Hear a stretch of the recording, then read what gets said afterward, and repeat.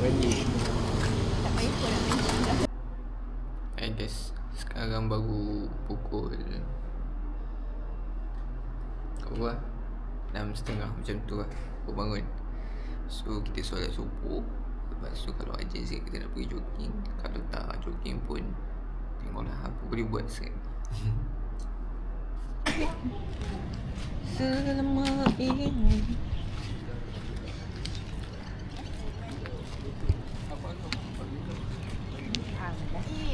Di mana pun saya rekod muka, rekod ni je. Dia kotak dah nak kat mana.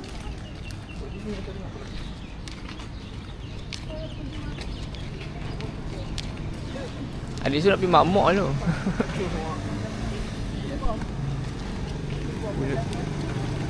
Bulut kawah.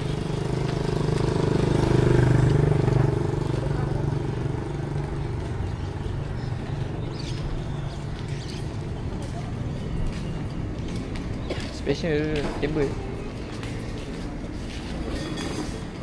Ayo.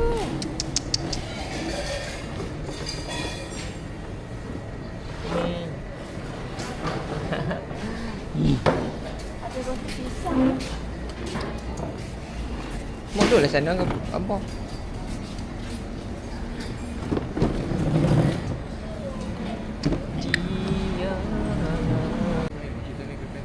Mana? Tak nampak pun. Pulau kawah. Masalah kawah. Okey, nanti tengok kan. Risau. Anak takut salah kedai. Kawah spek baru. Tengok okey. Ada RM2 Tak. Ada ni apa? Tak ada lah RM2. Silau. RM2 tak patut. Tak elok. Macam hamuk ada RM2 Kenapa sangat nak ada RM2? Minum apa? Minum. Kopi ais. Kopi ais. Dia tarik je. Ha? Tengah nak apa? Saya fikir. Nescafe ais ni Kopi O panas. Semua Kurang manis. Bagi Milo Milo panas.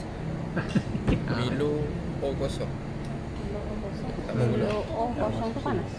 Panas. Nah, susu tak masuk. Aku ada banyak kan? Alung saya tarik.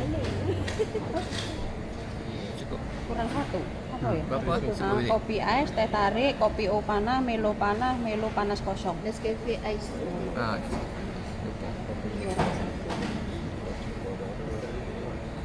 Kan? Boleh order roti canai sekali? Nah, ini sekali kedai. Ha?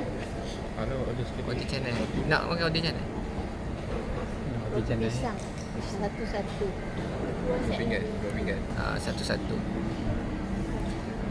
Roti telur satu. Belum.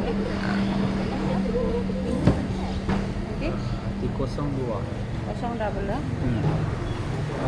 Okey. Roti burrito. Jadi tu. Okey, Pak.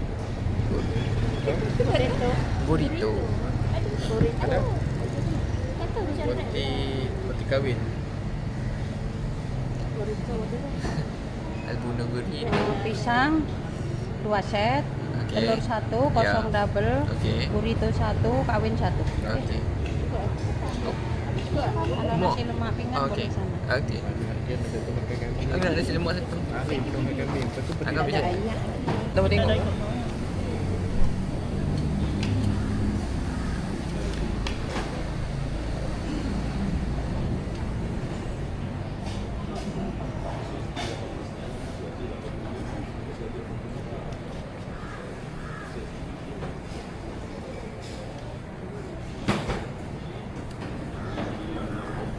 Lembutnya. Paling pesen bukan tolak ready.